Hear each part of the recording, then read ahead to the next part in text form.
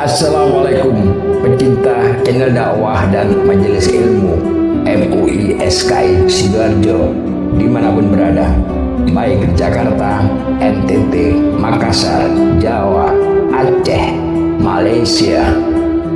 Assalamualaikum tuan-tuan dan puan-puan, my friend encik-mancik, dan khususon jamaah masjid Ukhuwah Islamiyah yang sangat saya hormati. Jumpa lagi dalam kajian rutin kitab Minhajul Abidin yang diasuh oleh Al-Ustadz Maryadi Ahmad SHI MH yang luar biasa. Masih dengan tema yang sama, telinga jembatan menuju surga atau neraka bagian kedua. Dalam suatu kisah, Imam Syafi'i menutup telinganya ketika melewati pasar sebagai bentuk kehati-hatian atau waro dalam menjaga pendengarannya dari hal-hal yang dilarang. Hikmah dari tindakan ini adalah menjaga diri dari hal-hal yang tidak bermanfaat, terutama yang dapat mengganggu hati dan pikiran. Mari kita simak saja kajian kitab Minhajul Abidin ini secara lengkap. Subscribe dulu channel ini sebelum melanjutkan, dan follow medsos kami di Instagram dan di Facebook MUI SKI Sidoarjo. Semoga membawa keberkahan dan hidayah bagi kita semua. Amin amin ya rabbal alamin.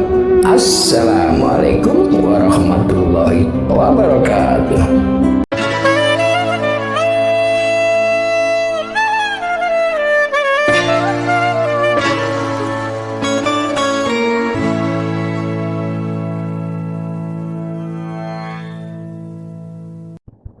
Assalamualaikum warahmatullahi wabarakatuh. Innal hamdalillah nahmaduhu wa nasta'inuhu wa nastaghfiruh wa na'udzu billahi min shururi anfusina wa min sayyiati a'malina. Man yahdihillahu fala mudilla lahu wa man yudlil fala hadiya lahu. Asyhadu an la ilaha illallah wahdahu la syarika lahu wa asyhadu anna Muhammadan abduhu wa rasuluh la nabiyya wa la rasula ba'da.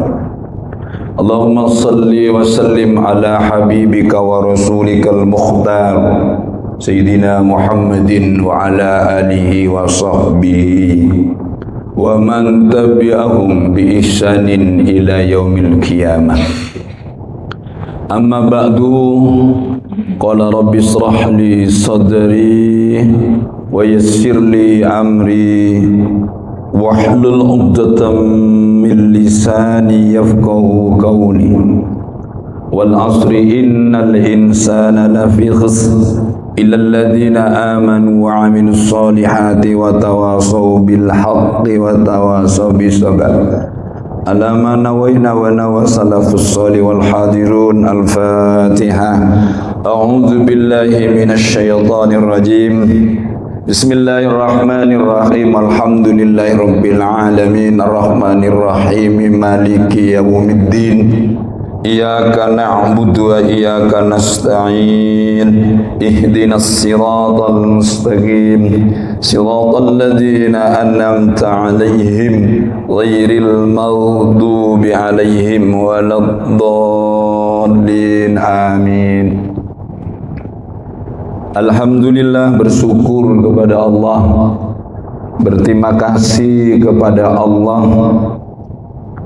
Di subuh yang cerah ini kita masih diberikan kehidupan oleh Allah, diberikan kesempatan oleh Allah untuk banyak beramal soleh, beribadah dalam rangka sebuah perjalanan yang amat panjang menuju Allah Subhanahu wa ta'ala.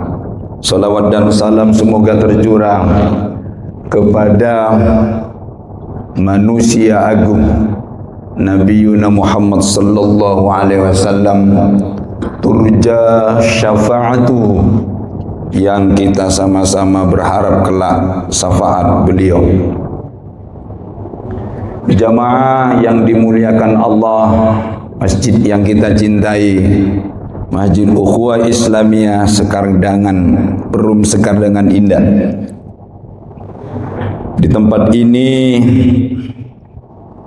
menjadi sentral kegiatan-kegiatan keagamaan, menjadi poros di dalam kita berdiam dan beriktikaf, yang insya Allah nanti suruh kita akhirin kajian ini.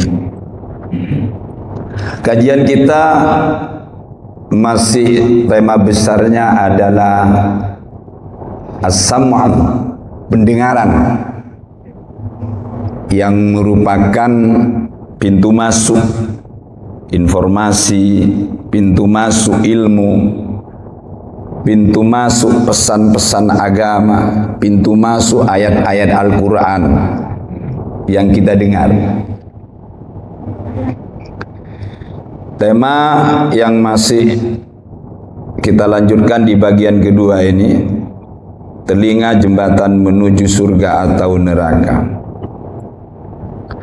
Ada ungkapan yang menarik yang dinukil oleh Ibnul Al-Jauzi di dalam kitab beliau Sifatus Safwa. Beliau menukil perkataan ulama sufi sunni yang hidup di abad ke-3 Hijriah, tepatnya 258 Hijriah. Beliau bernama Yahya bin Mu'ad Ar-Razi. Yahya bin Mu'ad Ar-Razi ini berkata, mafaizul dunya tuqta'u bil aqdam wa mafaizul akhirah tuqta'u bil qulub. Perjalanan di dunia ini tuqta'u bil aqdam, bisa ditempuh dengan langkah-langkah kaki. Di bapak-bapak dari rumah menuju masjid ini dengan langkah-langkah kaki, atau berada di padang yang luas untuk menuju sesuatu pasti dengan langkah-langkah kaki. Itu perjalanan dunia. Wa mafaizul akhirah, perjalanan akhirat tuqta'u bil qulub, hanya bisa ditempuh dengan kebersihan hati. Oleh karenanya Al-Imam Al-Ghazali punya konsep bahwa pendengaran, atau dalam bahasa Al-Quran itu as-sam'u, ini mempunyai peranan sangat penting. Tidak hanya sebagai fungsi biologis, ya, fungsi biologis bisa mendengar, tetapi pendengaran itu merupakan sarana fundamental untuk mendapatkan ilmu, untuk mendengar pesan-pesan agama, untuk mendengar pesan-pesan ilahiyah. Itu adalah telinga. Dan untuk mendekatkan diri kepada Allah yang kemudian nanti disampaikan oleh hati, itu melalui telinga atau pendengaran. Maka pendengaran itu, kata Imam Ghazali, harus dijaga betul. Dengan apa? Ya dengan perilaku-perilaku yang memang dianjurkan oleh syariat. Ada dua alasan yang disampaikan oleh beliau, mengapa kita harus menjaga pendengaran kita? Yang pertama, hendaklah engkau melindungi telingamu dari perkataan kotor dan mendengarkan hal-hal yang tidak bermanfaat. Ini dikarenakan ada dua alasan, kata beliau. Ada dua alasan. Di dalam kitab ini disebutkan fa'alaika nati sam'ika anil khawa wal fudul wa dzalika li amrayni, karena dua hal. Alasan pertama, ahaduhuma lama ruya annal mustami'a syarikul mutakallim, bahwa orang yang mendengarkan itu dianggap syarik, dianggap bersekutu dengan orang yang berbicara, baik berbicara baik atau buruk. Ini yang alasan pertama. Jadi bahwa al-mustami itu syarikun lil mutakallim. Orang yang mendengar itu bersekutu dengan orang yang berbicara. Perkataan yang kita dengar, suara yang kita dengar, itu ada dua dimensi yang sama bertanggung jawab. Yang mengatakan juga bertanggung jawab, dan yang sengaja mendengar juga bertanggung jawab di hadapan Allah Subhanahu wa taala. Fa innaka inda istima'il qabih syarikun liqailihi fantabih. Sebab ketika engkau mendengar ucapan yang buruk, maka engkau adalah sekutu bagi yang mengatakannya. Maka waspadalah. Ini sudah kita jelaskan pertemuan yang kemarin. Jamaah rahimakumullah, apa alasan yang kedua menurut Imam Ghazali di dalam kitab ini?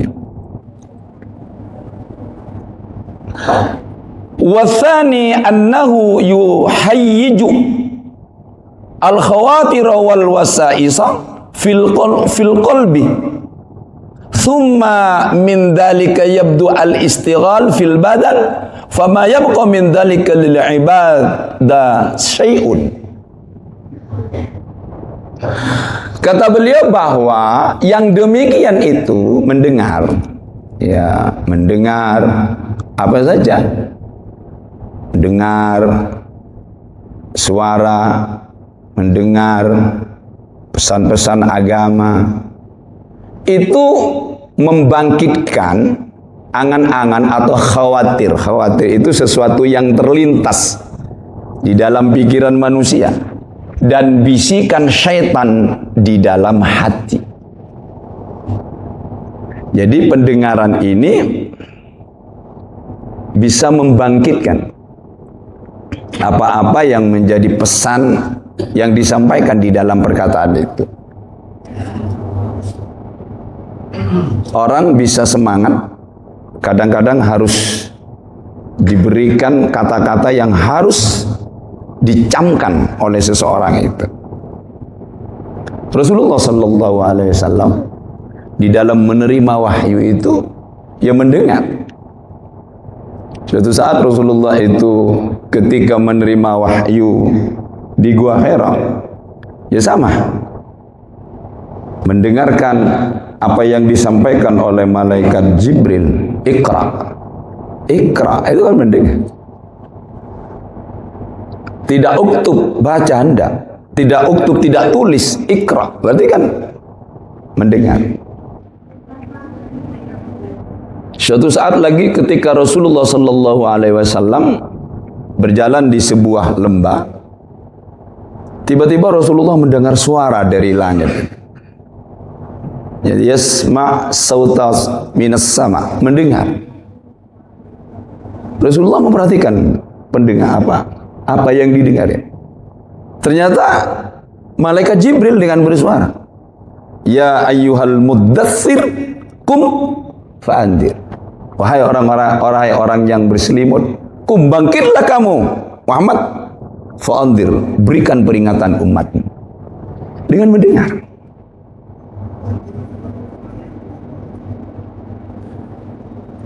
Ini yang pertama, bahwa pendengaran dengan mendengar bisa membangkitkan apa saja yang menjadi angan-angan kita di dalam otak. Sehingga pendengaran-pendengaran yang kita terima itu ada dua penyimpanan secara umum di dalam otak manusia itu. Ada memori jangka pendek, ada memori jangka panjang. Jangka pendek mungkin 2 menit atau 3 menit. Tapi kalau jangka panjang, memori yang disimpan di dalam jangka panjang atau memori yang berkesan atau pernah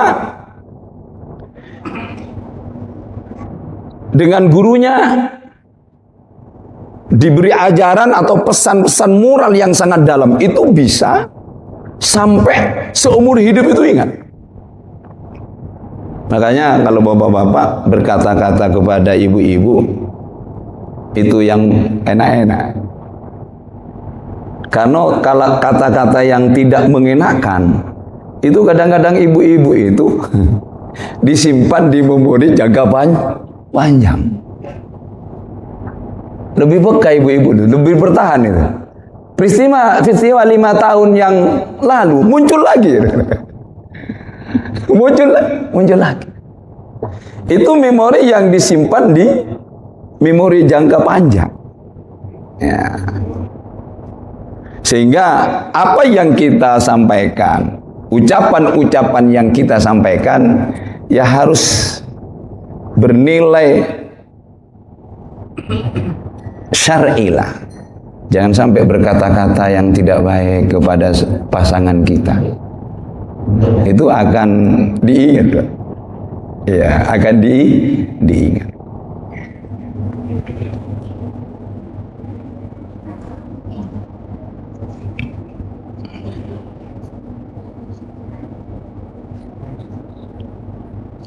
Thumma min dhalika yabdu al-istighal fil badan fama yabqu min dhalika lil ibadah syai'un. Dan rasa was-was yang meliputi si hamba akan memenuhi anggota-anggota tubuh yang lainnya, sehingga hatinya akan sulit lagi untuk beribadah dengan baik. Jadi spiritual seseorang, ketaatan seseorang itu sangat dipengaruhi apa yang dia dengar. Apa yang dia dengar. Orang-orang yang hafidz Quran itu, padahal kadang-kadang ya tidak semua paham maknanya, itu bisa melekat, Pak. Kenapa? Karena sesuatu yang dia dengar itu banyak Al-Qur'annya daripada yang lain. Sehingga sesuatu yang masuk itu dominan sekali. Seorang penyanyi, maaf, itu pernah menyampaikan sulit. Seorang penyanyi atau pemusik sangat sulit menghafalkan Quran. Karena di sini bertumpuk-tumpuk. Ya, orang yang hafal Quran itu pendengarannya mungkin ya hanya Quran. Nyuci, kadang-kadang baca Quran. Ya, berjalan baca Quran. Sehingga memori yang muncul itu ya sangat kuat sekali. Bayangkan 30 juz, Pak, bisa disimpan di memori jangka panjang, tidak hilang. Berarti pendengaran-pendengaran kita itu harus banyak mendengarkan sesuatu yang maslahah, sesuatu yang bisa membangkitkan kita itu menuju Allah Subhanahu wa ta'ala. Alasan berikutnya, pengaruh pendengaran terhadap hati adalah sama saja dengan pengaruh makanan di dalam perut. Ada yang berbahaya, ada pula yang bermanfaat. Tsuma'lam, kata Imam Ghazali, annal kalama alladhi yaqa'u fi qalbil insan wa sam'ihi bimansilati ta'am. Jadi sama dengan makanan. Alladhi yaqa'u fi jawfihi, yang ada di dalam perut, fa minhu ad-dar wa minhu an-nafi. Jadi makanan yang kita makan itu sangat berpengaruh. Nek sampean umur 60-an banyak makan kacang-kacangan, ya, banyak makan yang kolesterolnya itu tinggi, sangat berpengaruh Pak kepada fisik. Saya kemarin itu ketemu dengan orang jamaah saya namanya Pak Ishak di Puri Indah. Umur 80 kok lincah Pak. Saya tanya, Pak, sampean umur berapa? 80. Kok masih sehat? Pertama Ustaz, jaga pola makan dulu. Jaga pola makan. Yang kedua, istirahat yang cukup Ustaz, dan olahraga yang ringan. Umur 80 masih lincah Pak. Subhanallah. Itu pengaruh pendengaran itu terhadap hati itu sama dengan makanan. Ya ini bukan kepada aspek halal haram ya. Kalau aspek halal dan haram jelas berpengaruh. Makanan yang sifatnya fisik itu juga berpengaruh. Apa yang kita makan itu sangat berpengaruh di dalam tubuh kita. Bisa memberikan mudarat, bisa memberikan racun. Maka menurut penelitian untuk menyehatkan badan itu ya dengan puasa. Dengan puasa. Dengan puasa. Itu ajaran kita, ajaran Islam dengan puasa. Rasulullah hidupnya itu banyak puasa. Senin Kamis, Ayyamul Bid, ya. Hari-hari putih 13, 13, 14, 15. Minimal itu Senin Kamis. Ada yang puasa itu puasa Daud. Saya ketemu dengan jamaah di Korek Sari, itu sehat juga. Apa rahasianya? Saya puasa Daud Ustaz. Waduh, itu sing tidak bisa saya tiru Pak. Ya itu berarti sangat berpengaruh, sangat berpengaruh. Wa minhu al-ghidha'u wa minhu as-sumul qatil. Ada yang menjadi gizi al-ghidha' dan ada pula yang menjadi racun. Ini secara fisik. Bahwa ibaratnya pendengaran itu sangat-sangat berfungsi kepada hati, di mana hati merupakan sentral untuk menuju Allah Subhanahu wa Ta'ala. Ini perjalanan hati kitab ini perjalanan hati. Jadi mafaizul akhirah itu memang bil qulub. Bahkan nanti yang selamat di hadapan Allah itu di dalam surat Asy-Syu'ara ya Pak, ayat 88 sampai 89. Yauma la yanfa'u malun wala banuna illa man atallaha biqalbin sadid. Nanti di hadapan Allah di hari akhirat harta itu sudah tidak berlaku. Anak-anak juga sudah tidak berlaku lagi. Kecuali ini yang berlaku. Man atallaha, seseorang yang menghadap Allah biqalbin salim, dengan hati yang selamat, hati yang sehat. Ibnul Qayyim Al-Jauziyah membagi hati kan 3 bagi. Qalbun marid, qalbun salim, qalbun mayyit. Jadi hati yang sehat, ya, kita ini hatinya sehat ini.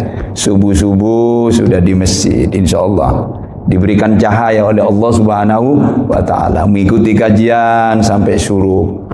Habis suruh nanti kita sholat, fantashiru fil ardi, bertebarlah di muka bumi ini. Ada yang ke kantor, ada yang ke kebun, ada yang tidur. Tidak apa-apa Pak. Mungkin tadi malam sudah tahajudnya agak malam, nggak apa-apa. Ya, tahajudnya mungkin mempeng malamnya tidur.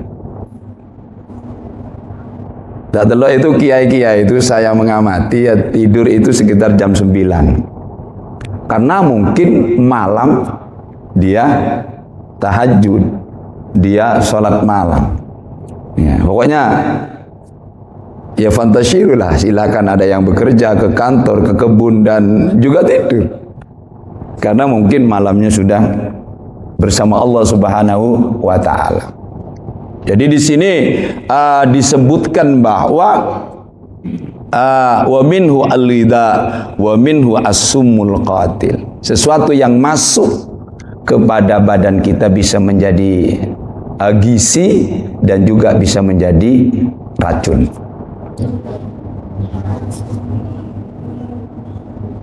Pengaruh pendengaran terhadap hati. Ini pengaruhnya terhadap hati. Bal inna baqa'al kalam wa tajru'ahu aktsaru wa ablaghu min at-ta'am. Fa inna at-ta'ama yazulu anis ma'idah binaumin aw ghairuhu. Wa rubbama yabqa atharuhu zamanan thumma yazulu. Pengaruh makanan, kata Imam Ghazali, akan hilang dengan tidur atau selainnya. Sampian umpamanya makan sesuatu kok perutnya sakit, bisa saja mungkin dibawa tidur bisa sembuh, atau dibawa ke dokter. Jadi bisa diatasi. Jadi makanan yang kita makan kok ada racunnya, Ustaz? Biasanya minum apa Pak? Dugan ya. Untuk menetralisir. Berarti kan bisa diatasi. Ya. Atau dengan yang lain. Dan kalaupun memiliki dampak tertentu, tetap akan hilang beberapa lama kemudian. Orang yang keracunan itu, keracunan makanan, itu bisa akan hilang. Dengan dibawa ke dokter, dengan diberikan obat, itu akan hilang. Yang memiliki penawar yang mampu menghilangkan dampak tersebut dari tubuh manusia. Jadi di dalam tubuh manusia itu sebenarnya sudah ada penawar tersendiri. Nah ini, adapun pengaruh ucapan, nah ini ya Pak, pengaruh ucapan yang didengar oleh seseorang, ini mungkin akan membekas sepanjang usia dan tak dapat dihilangkan atau tidak dapat dilupakan. Makanya hati-hati Pak. Kalau berkata hati kan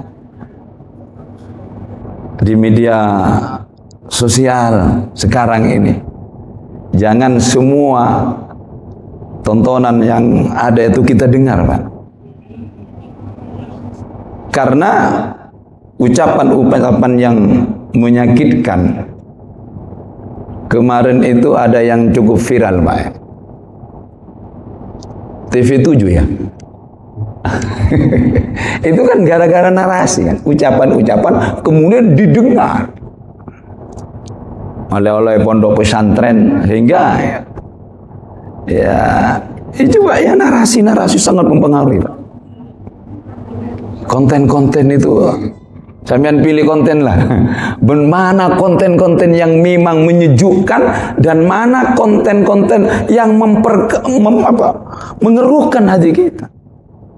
Konten yang saling menghina, saling mengklaim punya saya yang lebih benar, konten yang mencaci, itu banyak Pak. Di media sosial sudah tidak ada yang ngedit. Siapa saja berani, siapa saja bisa buat konten sekarang. Makanya pendengaran kita itu di dalam konteks sekarang itu harus betul selektif. Harus betul-betul selektif. Ya ini, wa rubbama yabqa atharuhu zamanan tsumma yazulu.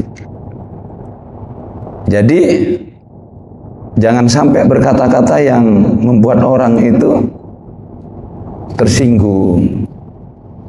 Kadang-kadang maaf di dalam keluarga kita itu kadang-kadang hanya pembicaraan yang mungkin ya kekeliruan atau itu bisa menjadi prahara di dalam keluarga. Seorang suami kepada istri, istri kepada suami harus biqalbin layyin, dengan ucapan yang lembut. Karena membekas, Pak. Ya, mendekat. Terutama seorang wanita, perempuan itu di pendengarannya yang tajam. Perempuan itu bukan di penglihatannya, tapi di pendengarannya. Kadang-kadang ya pendengaran itu sangat kuat daripada kata-kata, daripada sikap kadang-kadang. Seorang laki-laki kadang-kadang itu punya senjata pandai merayu, pandai merayu. Seorang perempuan yang sudah kena rayu laki-laki, perempuan itu tidak memandang fisiknya, Pak. Tidak memandang fisik. Penglihatan perempuan itu di telinganya. Penglihatan perempuan di telinga, bukan di matanya. Coba sampean, Dek, nanti ulang tahun perkawinan kita, tak belikan emas, Dek. Wih, berapa gram, Mas? Paling 10 gram, Dek. Saya kira emas kok mongdak, Dek. Kan itu didengar itu. Hah? Didengar oleh, itu bisa disimpan di memori jangka panjang, Pak. Ya, harapan-harapan yang, makanya maaf, saya dan jenengan itu walaupun sudah pasangan lama, katakan, Pak, pendengar apa kepada istri itu, aku mencintaimu. Karena harus diverbalkan. Diverbal, jangan duet doa. Mau ndak ngomong di kayak duet, gak bahagia. Perempuan itu lebih melihat dengan pendengarannya. Ya, perempuan. Jadi, ya pendengaran. Ya kalau kita bersama-sama begitu, tidak apa-apa, diverbalkan saja. Selama ini umpamanya 20 tahun aku bertambah, di dalam keluarga kita sudah 20 tahun. Tidak ada wanita seindah engkau. Itu didengar, Pak. Itu bisa mengalahkan duit yang 200.000. Sudah bahagia itu, aduh, tidak muluk-muluk. Berkatalah yang lembut kepada pasangan, baik laki-laki kepada perempuan atau perempuan kepada, baik suami kepada istri. Istri itu adalah kunci pokok keharmonisan. Berkata lembut kepada istri, berkata lembut. Nah, karena nanti kalau berkata-kata yang tidak enak didengar oleh pasangan kita, sulit, Pak, membekas, Pak. Membekas. Maka kata Al-Quran, wala tansaul fadla bainakum. Bagaimanapun kehidupan yang kita alami dengan pasangan kita, jangan sampai melupakan kebaikannya. Kadang-kadang ada kasus tukaran, Mas, kok tidak pernah membahagiakan aku? Loh, itu, Pak, kata-kata seperti itu, Masya Allah, suami bisa down. 20 tahun, Mas, aku berkumpul denganmu, kau tidak bisa membahagiakan aku. Wih, mikir tak wong lanang ya, mosok. Karena pendengaran. Ya, karena sangat-sangat berpengaruh apa yang kita dengar di dalam hati kita. Nah, ya, di sini sangat hati-hati ketika kita berbicara, ya, sehingga pembicaraan kita itu tidak menyakitkan. Berpaling dari bisikan buruk. Ya, berpaling dari bisikan buruk di sini.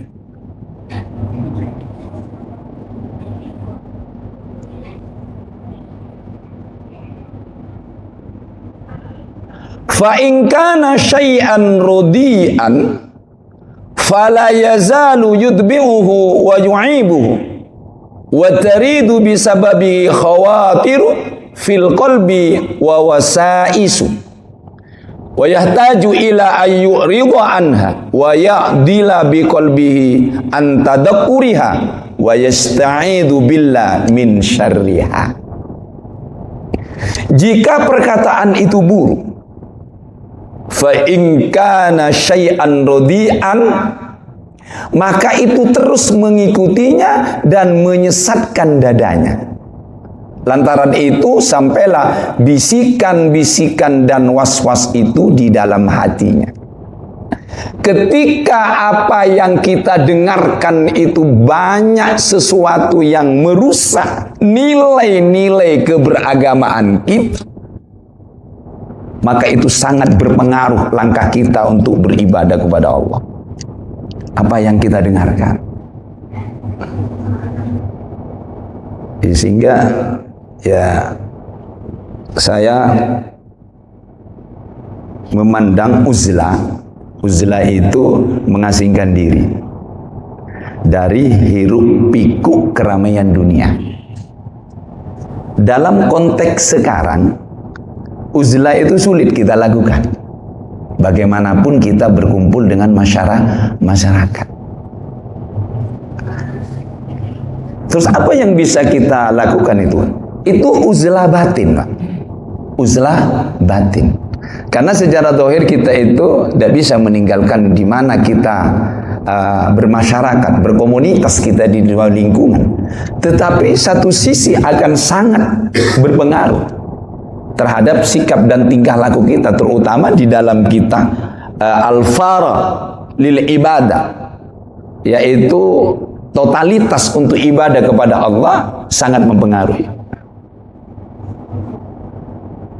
Ya, uzlah umpamanya tidak pegang HP. Ya. Coba 7 hari kita berpisah dengan HP. Dulu kita tanpa HP kan isu, Pak, ya. Sebelum ada HP itu kan kita ada masalah. Tapi sekarang berangkat kerja, HP-nya tertinggal, sudah sampai di alun-alun sana. Balik enggak, Pak? Balik. Berarti ada keterikatan sudah. Assalamualaikum warahmatullahi wabarakatuh. Assalamualaikum warahmatullahi wabarakatuh. Apa yang kita ambil dulu? Bisa saja HP-nya, Pak. Bisa saja, maaf ya, bisa saja HP-nya. Maka uzlah dalam konteks sekarang menurut saya, coba uzlah dengan HP.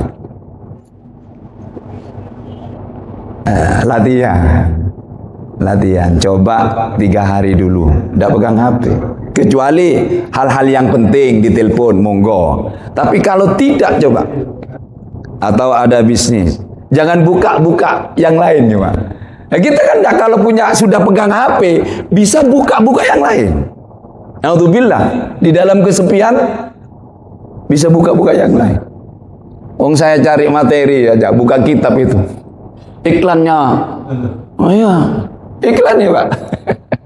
Cari materi itu, materi ceramah, materi kitab-kitab yang buka itu iklannya, ya seperti itu. Bagaimana ketika itu muncul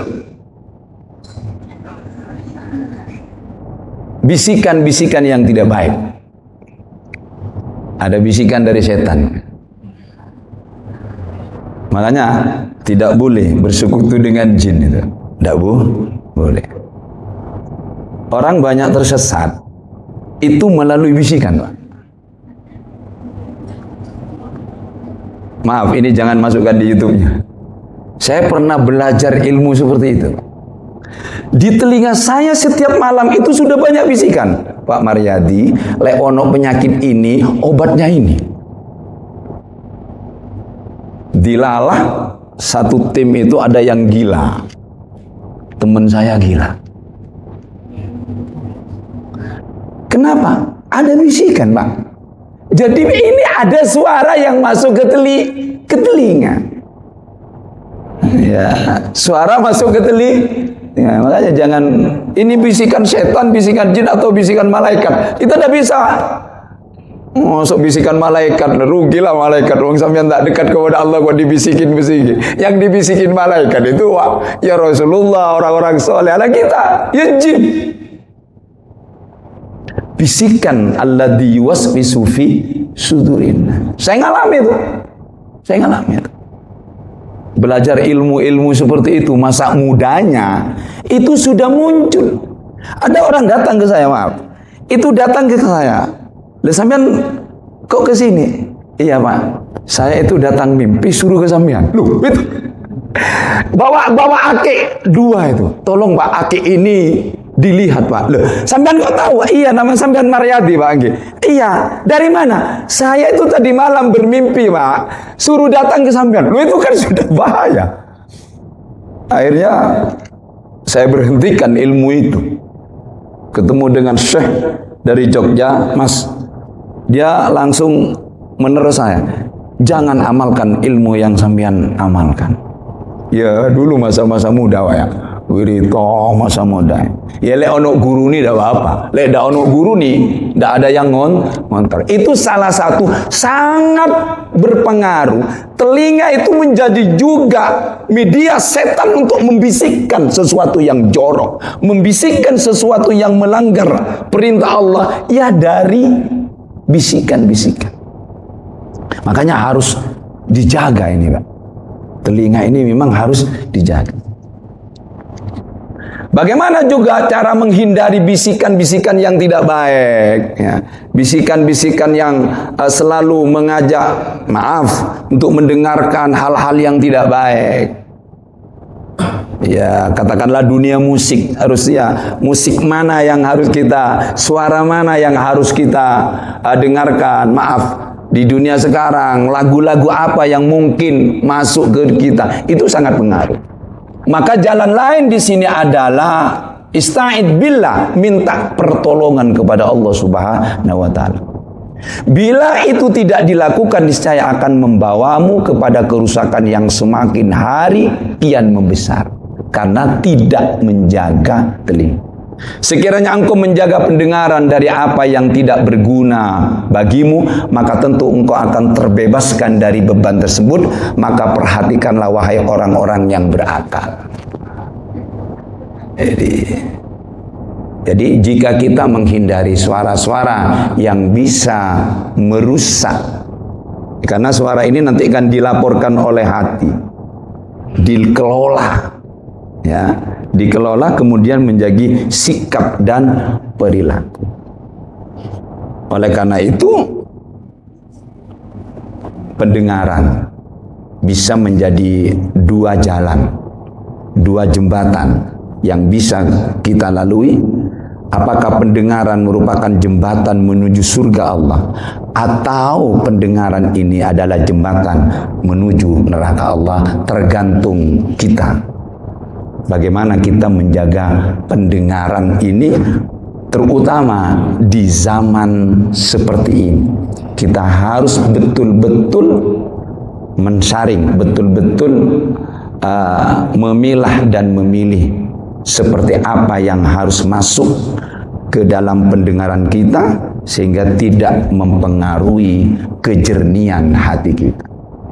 Saya ingatkan terakhir bahwa perjalanan dunia bisa ditempuh dengan langkah kaki, perjalanan menuju Allah itu ditempuh dengan perjalanan hati.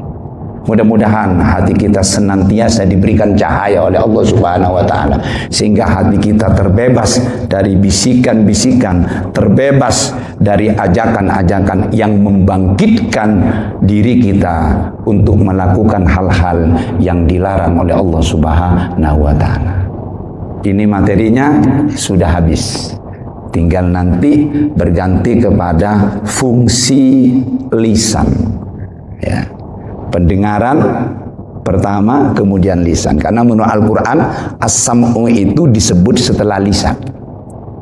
Karena Ya, as-sam'u itu disebut pertama sebelum lisan. Inna sam'a wal absar wal af'ida. Innallaha sami'um basir. Wa kanallahu sami'am basir. Jadi selalu sam'a di depan. Kenapa? Inilah Al-Quran bahwa telinga itu adalah sangat unggul, pendengaran itu adalah indera yang sangat unggul untuk diperhatikan. Karena ini pintu masuk informasi apa saja di dalam rangka membangkitkan hati. Ini saja yang bisa disampaikan, sudah syuruk. Mungkin sebelum ditutup bisa menambah atau bisa bertanya.